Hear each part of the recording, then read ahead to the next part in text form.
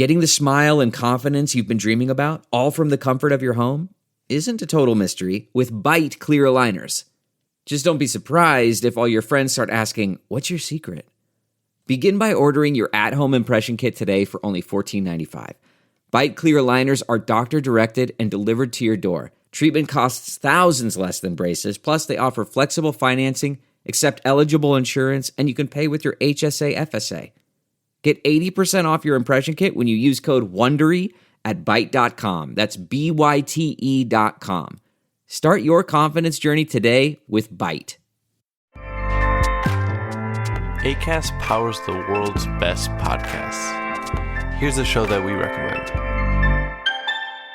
What is The Briefing Room? It's a behind-the-scenes look at how the criminal justice system works and the lives of the people within that system. If you love true crime, well, these are the real people who do the job every day of making sure justice is served. Hi, I'm Detective Dave. I'm Detective Dan. Together, we have decades of experience in local law enforcement, a profession that we think is often misunderstood. So we're going to explore how to do it right, and we won't shy away from when it's done wrong. These are stories you'll hear nowhere else. Unique, frank, and unvarnished. From the team that brought you Small Town Dicks, this is The Briefing Room. Episode 1 drops on August 30th. We'll meet you in the briefing room. Acast helps creators launch, grow, and monetize their podcasts everywhere. Acast.com.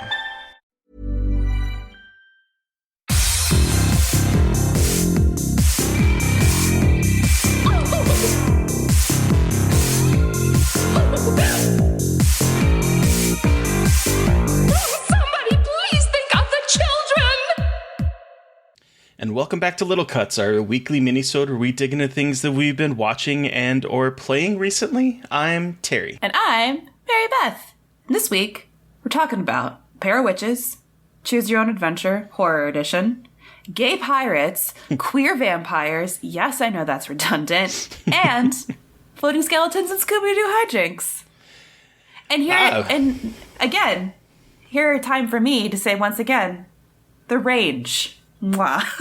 I know. I know I always say it, but I just love the crazy shit that we bring to every episode of Little Cuts. It just brings me joy. It brings me a lot of joy, too. Okay. All right. Pair of Witches. Tell me about them. Okay, so back in 2020, and I was trying to look to see if... 20 I know, years right? ago. It feels like it. I was looking to see if I had talked about this because I feel like I had. And back in 2020, we were still doing what we watched in the main episode. We didn't have Little Cuts. But oh my god, I totally forgot that we did that. And I think that I brought this up because I'm pretty sure I did, but I couldn't find it anywhere. So I'm not 100% sure. But I watched The Witch, Part 1, The Subversion. We did. Remember that? We did talk, yes. I do, because Freddie Carlini pitched it to us. I think he did. He brought it up, and then we both watched it because we were like, that sounds fucking incredible. So yes, we did talk about that. Okay, and I love that movie. It's fucking incredible. It's really good. So the sequel is playing in theaters right now. And I totally forgot the sequel was out. So I rewatched the first one. Okay. So I rewatched the first one in prep for the sequel, and then I watched the sequel. And so again, if you have not seen The Witch Part 1, The Subversion, go watch it. You gotta. It's so good. I love that movie a whole lot. It's just, it's amazing. But like the plot of that, I mean, the part 2 is called The Witch Part 2, The Other One, which is kind of a funny title. I'm not gonna lie. Is it reference like another person rather than like the other one of the movie? Yeah, it's another person. Okay. I figured they probably weren't trying to make it funny, but no, it is funny. It is funny. Well, and the fact that it's like The Witch, Part 2, the other one. Like, I love it. I love it. But it's, so The Witch Part 1, if you haven't seen it, it is a Korean horror movie directed by Park Hoon-jung. who was the writer for I Saw the Devil back in 2010. Oh, yes. And so he directed and wrote the first one, and it is about this little girl who escapes a facility and ends up stumbling into the farm of a couple who end up raising her as their own. When she gets older, she auditions for a talent show and ends up bringing the attention from the people that have been looking for her, and it goes from there. And there's a lot of twists and turns, and it's really good. So the sequel is about this other young girl who escapes somehow this thing called the Ark. And there's like the opening scene. Well, after like they introduce her, there's like an opening scene of her like escaping the Ark, and the whole place is like this massacre. There's bodies everywhere, and she somehow has survived, and she's leaving the place and walking through like snow barefoot. And she ends up getting almost hit by a car, and then they pull back and take her in, and the car is full of like a gang that is like kidnapped this one girl, and they take the young girl because they can't have any eyewitnesses, and then she ends up killing everyone and saving the woman that they had hijacked, and then they start going on the run as like shadowy organizations, I guess, at each other's throat are trying to find her. And it connects to the first movie, so you cannot watch this without watching the first movie. In fact, I would recommend watching the first movie before watching this one, because there was a lot of things I would have missed with this film, because there's a lot of callbacks. It does not waste any time in terms of like reestablishing the story. It just like is expecting you to pick up where that first one left off and just go with it. It's a little convoluted, a little too convoluted for its own good. And there's a lot of factions, and I'm like, I don't know if you guys are friends or foes. I don't really know why each of these individual factions are looking for this young girl. I mean, obviously she's one of the witches or whatever, and they're trying to get her. But I'm like, some of them seem like they might be helping, some hindering. Like some of them are. It's a little convoluted and not as. I don't think the narrative is as strong as the first movie, but there's some really cool action sequences. There's a really awesome finale. It's setting up a third movie. So I would really recommend watching these films. Absolutely. I wonder if it's suffering from second film syndrome. Like, always the middle in the trilogy is always just like shit. Like not info dump, because it doesn't sound like it's an info dump. Oh, there is an exposition and info dump at the beginning. So, like there's a lot of that. This is definitely trying to like open the world a bit more. There's like, you find out that there's more of these places around the world, and someone has been going and basically killing everyone in these like arcs. So there's like a little bit more of a open world conspiracy theory type stuff to it that kind of brings to mind a little bit of like, they talk about transhumanism, and so it kind of brings to mind a little bit of like Orphan Black. Like there's a lot of DNA in this, coming from a whole lot of sci-fi kind of tropes, but it's a lot of fun. It's slickly produced. Park Hoon-jung has a really good cinematic eye, and I really like it. I think The Witch 2 is playing in theaters right now, so it's probably going to open up a little bit wider and hopefully go to VOD soon, but I would keep this one on your radar for sure. Please. The first one was so good. Mm-hmm. And I don't think... I mean, we hadn't heard of it, really, until Freddie brought it up on the podcast, but I don't think a lot of people have seen it. And I know a lot of people like Korean genre movies, so if you are a fan of Korean genre movies, why haven't you checked it out? Yeah. Why not? Why haven't you, listeners? I found a Blu-ray copy of it at my local record store. Did you? I was like... And I of course, I immediately bought it, because I was like, where the fuck am I going to find this ever? But yeah, I bought it at my local record store that sells used Blu-rays and DVDs and stuff. That seems to happen. Like, we talk about movies, or we're about to talk about movies, and you find something it's a little weird. Bizarre. So, like, whatever. When we talked about Pie Wacket on the podcast... I went to that record store and texted Terry, and it's like, I found a fucking copy of Pie Wacket at the store. It's very weird. And, like, I found a steel book of The Omen right after talking about The Omen. There was that other movie, too. I can't remember what it was, but there was some random movie that, like, you never would have thought would have just been at that store, and it was there. I remember. I have found some weird shit there. It's cool, though. It's just very weird. I'm like, this is a like they're tapping into your subconscious too many times for that. But I mean, I'll take it. Hell yeah! But it's always so weird. I'm like, what is happening? So, I mean, I need to go back. Actually, maybe I'll go back this weekend and see what weird wonders I find. You'll randomly find The Witch Part 2 just sitting there, even though it's not out yet. Coming from the falls future. Out of the sky into my lap, and I'm like, oh. So fucking weird. Anyway. All right. I want to hear about Gay Pirates. I think I know what this is, and I'm really excited to hear you talk about it. Okay. So this is not horror, but I have to talk about it because now it is, I have brain rot from it. This is Our Flag Means Death. Mm-hmm. HBO Max series starring Rhys Darby and Taika Waititi.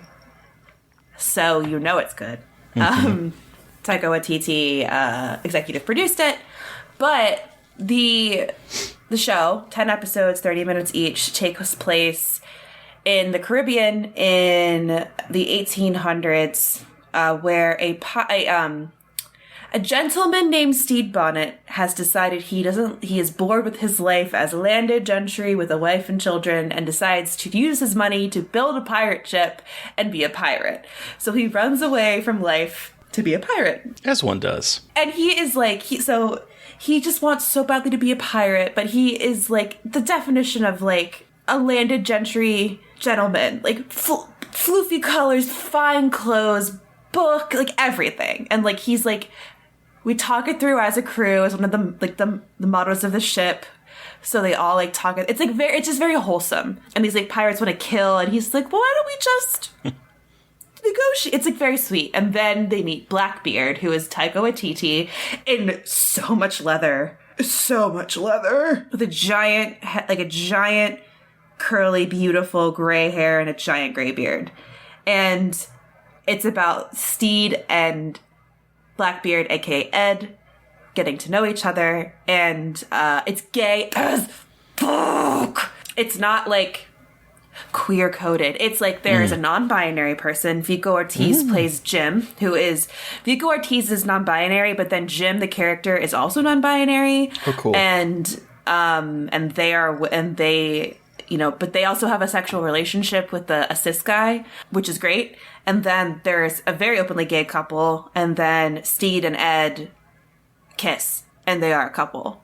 So, like, it's all just very gay. It's very, like, anti-colonialism. There's a lot of really cool stuff there about, like, decolonization and, like, interrogating this period of time. It's so fucking good, and it's just incredibly gay. I hadn't watched it because it was like everyone was like, oh, the gay pirate show. And I was like, I'll get to it. But I binge watched it when I had COVID and then watched it again because I like fell asleep halfway through some of the episodes and shit.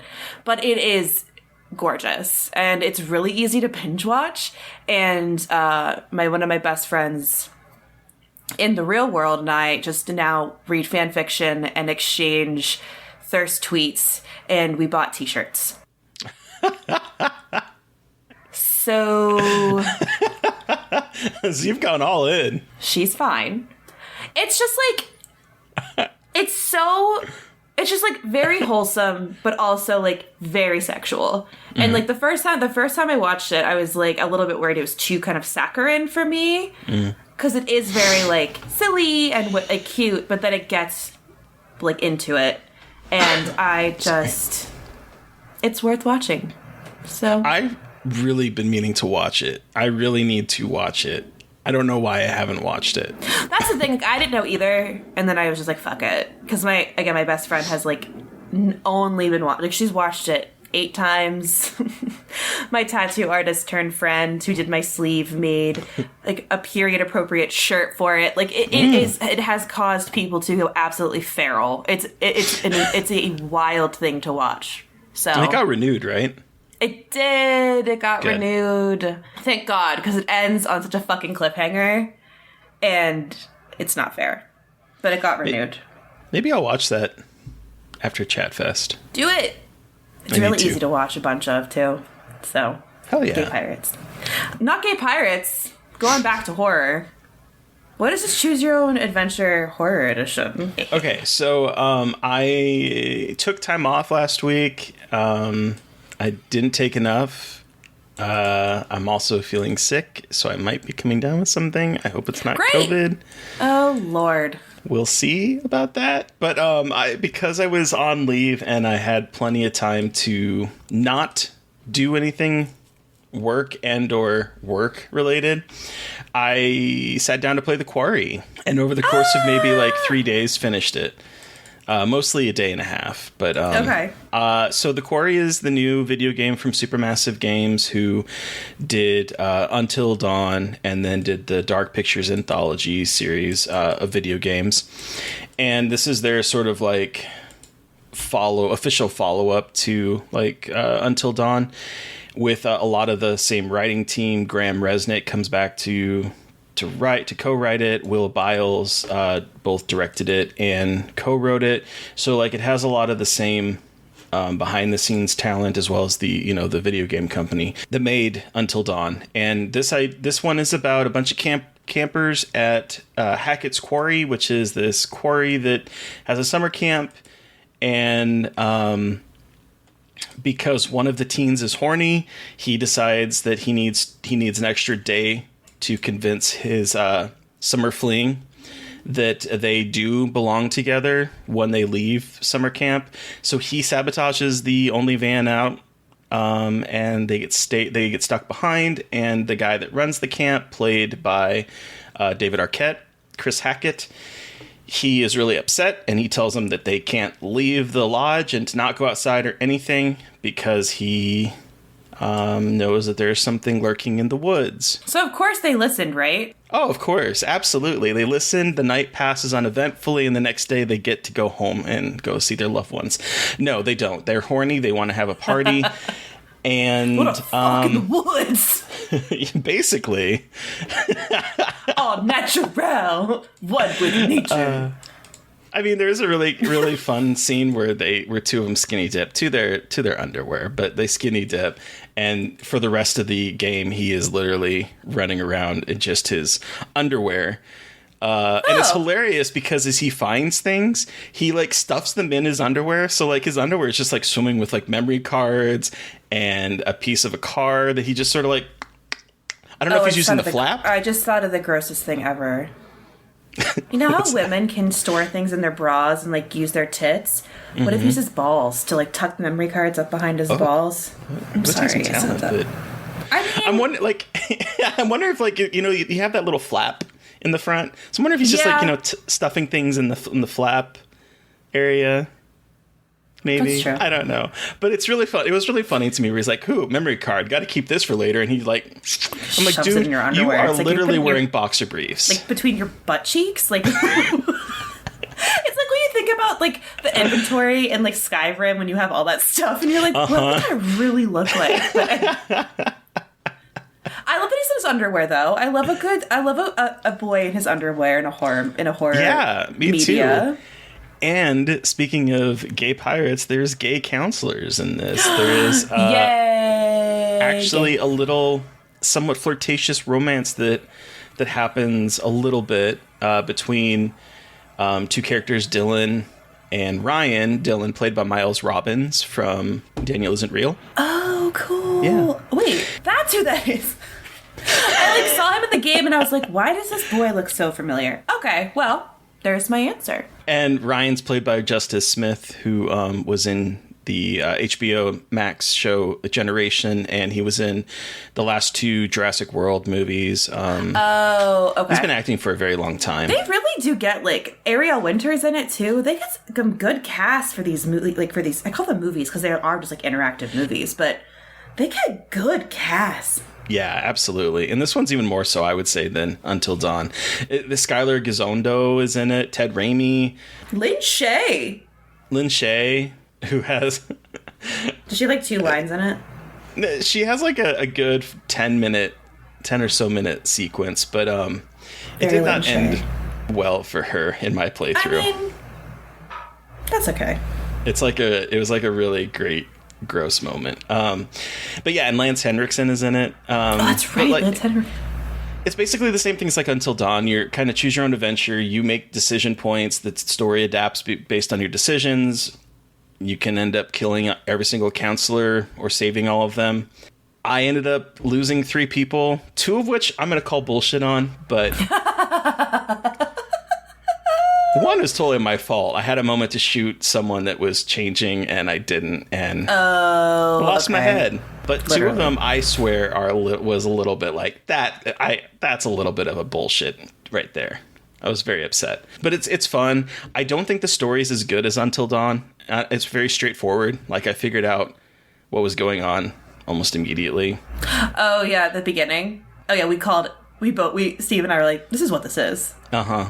They telegraph it so obviously.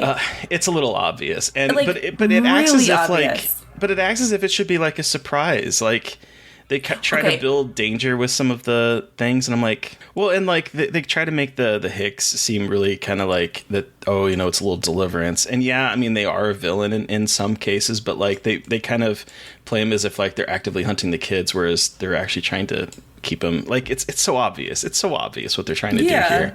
Whereas like in Until Dawn, it was not. At least for me. No, I don't think it was either. But there was also like a couple weird things going on in Until Dawn. Mm-hmm. Yeah, this is more of a cohesive, I would say, story, but like it's a lot more predictable. But I would say the choices are a lot more interesting and a little bit more impactful to what happens in the story.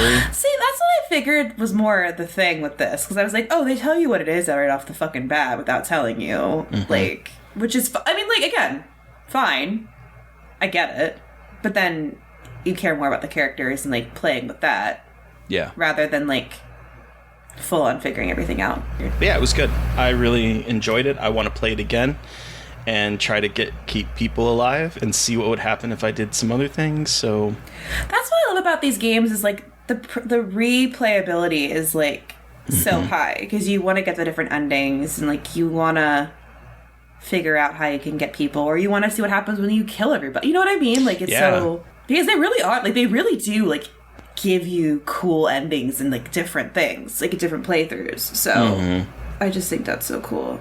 I talked to Ted Raimi about it a couple days ago, and he's a little angel baby from heaven, but it's so cool just hearing like the motion capture stuff that they did for this, and just like the crazy shit they did to make them look so real. Like, oh, okay, queer vampires. So I watched So Vam by 17-year-old trans Australian director Alice Mayo McKay, or Mackie. I'm not quite sure which one she prefers.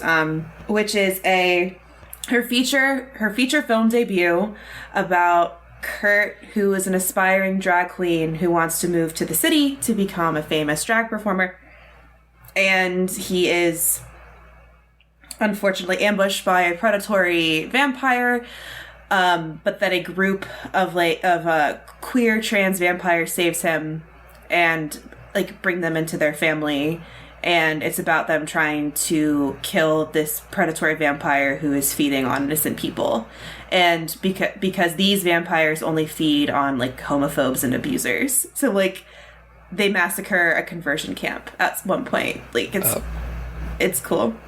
It's rough around the edges, I will say. The acting is rough, and you know, but it's also like, I think I wanted to bring it up because despite like the DIY kind of rough around the edges quality, it's incredibly queer, drag queens, trans people. It's just like unapologetically gay, and it's a really important movie, I think, in terms of like showing how you can have these storylines and still make vampires and all of these like things that we've seen before and put queer characters in them, and it's not like losing anything, and you don't need to tokenize characters and things like that. And I think it's really impressive, especially coming from a 17-year-old. Yeah, and like she just wrapped production on her next movie, which is a queer slasher called Bad Girl Boogie. So I think It's definitely not a perfect movie. I think it does have like rough patches, but I want to bring it up as something that people should still watch and understand that like the future of horror is very bright. If people like Alice are making these kinds of movies already and getting attention and making movies like about with drag performances in them. Ben de la Creme does the narration at the beginning and the end. Oh, cool. Side note, she's my favorite drag queen. I love Ben de la Creme. Love Ben de la Creme. Obsessed with her. And when I heard her voice, I was like, oh, I know her. So yeah, I think it's Pride Month. Check it out. It's like an hour and 20 minutes. And it just came out, right? Like yesterday.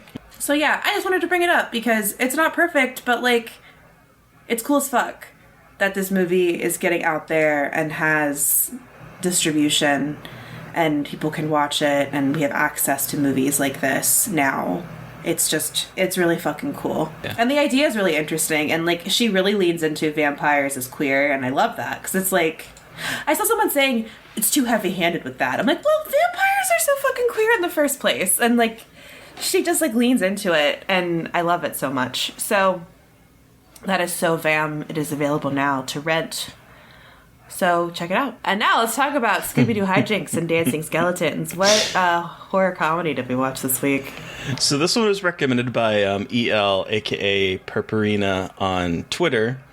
And they recommended we check out El Camino de los Espantos, or the Road of Spirits, Road of Ghosts, I believe.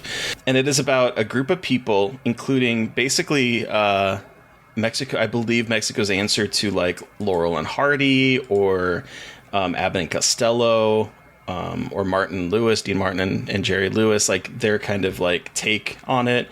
They're very, very much that, like very Abbott and Costello, very much got that vibe.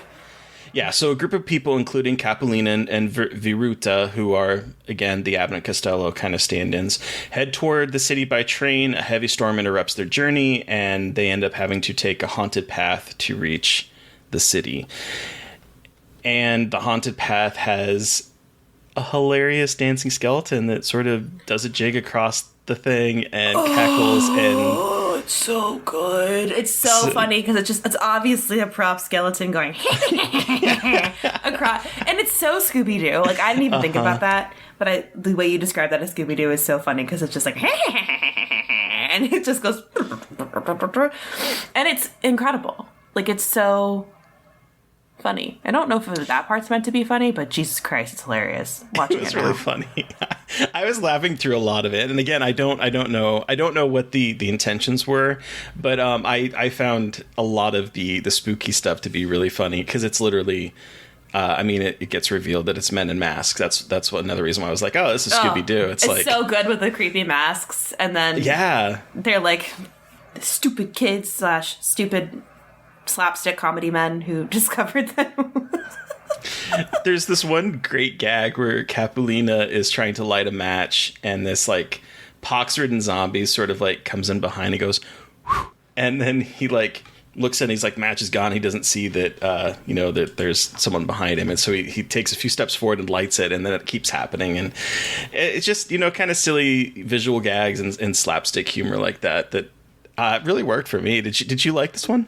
I did. I think I got a lot of like Abbott and Costello vibes from it, but it also was really cool to see that in Mexico and like seeing how that like the comedy translates there. And again, it's like it's pretty similar. It's not like I think they've got a lot of the same gags, a lot of the same kind of like jump scares for the characters, which I loved. I liked how they kind of poked fun at masculinity a little bit in this too, like machismo, which I thought was really cool. Fun to see movies doing that like since this era. Like it's not a new thing. I mean, I think it didn't like blow me away, but I was really glad I watched it. Like I think it's silly. I think it's really cool to see like a black and white horror comedy from Mexico, like follow in the footsteps of what like Hollywood comedies were doing, but putting it in their own context. And I mean, I laughed a lot. I think it was too. Like this pair of guys I think have really great chemistry together. I mean, obviously you have like the smarter guy and like kind of the more idiotic guy, but they work together really well, and I just love the way they play off of each other. I think that is And they each have a love interest in this one too, and that's kind of funny how like the women become part of the gags, like, and they're pretty like heavily involved in this movie. Like they have like the damsel in distress stuff, but they are like more involved, I think, than I've seen in like the slapstick comedy-ish aspects, which was cool to see as well. So I liked it. Yeah. Thank you, Elle, for the recommendation. I'm glad that we watched it. It was a good one. Yeah, I actually really enjoyed this one. I wasn't sure in the beginning, but once it started to get going and they get into like the forest and there's all this like silly spooky stuff, I was like, I'm here for that. It's such a dumb gag, but one of my favorites is this drawer that they're trying to put clothes into, and every time he leans over to like grab the clothes and put it in there, the drawer closes, and he's like, I had that open, so he opens it again, and it turns out that the drawer is somehow connected to the drawer on the other side of the wall. So whenever someone opens it on one end, it's closing it on the other, and it kind of turns into like a punchline towards the end when there's like a fight scene with the people that are in the house where like they keep using it and it keeps knocking people. There's some clever stuff in this that surprised me. Yeah, it's very clever. It is very clever. There's a point they open something and just like a fucking ghost flies out of it, and then, which I love, but there's also a part towards the beginning where they're like on the road and in the woods. A guy in a fucking sheet just like goes, ooh, like walks around like this. And oh, it's so good. Well, and like it feels like they're trying to be silly with that. It doesn't feel like it's not like an effects budget thing. It's like that's definitely a man on a sheet, but they're getting. It's just funny. It's just clever. It's clever. It's a very clever movie. Yeah. So thank you so much for recommending this one. Yes. It was kind of nice to take a detour from like the UK and England and American movies that we've seen. Yeah. We are going back to American movies, though. We are. Oops. Terry, what are we watching next week? A little gander back to see Ivan Reitman's sophomore feature film, 1973's Cannibal Girls, which stars Eugene Levy and Andrea Martin. I am so glad that I was like, never heard of it, cannot wait, 10 out of 10 already, excited to watch a young Eugene Levy in a movie called Cannibal Girls. In which the plot is basically a young couple spend the night in an old farmhouse owned by a reverend, only to find out that it is also lived in by beautiful women who hunger after human flesh. Fuck yeah. It's going to be great. Here for it. So I'm excited to see this one. But who are we talking to on Monday, Mary Beth? On Monday, we are chatting with not one but two people. We're talking with the co-writers and co-directors of the new film Strawberry Mansion, Ken Tucker Audley and Albert Burney. And we're talking about The Wizard of fucking Oz. Yeah, we are. So, get ready for that. In Pride Month. Oh yeah, we talk a lot about how gay that movie is. It's great. All right, listeners, you've heard from us. We want to hear from you. Did you watch a film or play the game that we talked about this week and have thoughts? Do you have suggestions? Did you kill all your counselors in the quarry? What ending did you get? Yeah. Send us an email at scarforlifepodcast@gmail.com or follow us on Twitter. I am at MB McAndrews. I'm at Gaily Dreadful. Spam Terry's DMs. Just kidding. Yeah. Where am I? Make sure to follow the podcast on Twitter at Scarred Podcast. Please don't forget to review, rate, and subscribe. It's Pride Month. You need to... Pride Month. Throw a coin to your queers. Be an ally. Also donate to Terry's fundraiser. Yeah, you have a week left. You exceeded your goal, didn't you? We did. Yay! We beat it to, as of this recording. We're like, as of this recording, I think we're like $600 and some odd dollars above. Hell yeah. But even if we're above the goal, donate money. Yeah. Like Terry said, throw a coin to your queers. Show some support on Pride Month. Anyway, thanks Eric Power for our artwork. Thanks Sean Keller for our music. And thank you to everyone for listening. Please stay safe out there. Most importantly, stay creepy. And until next time.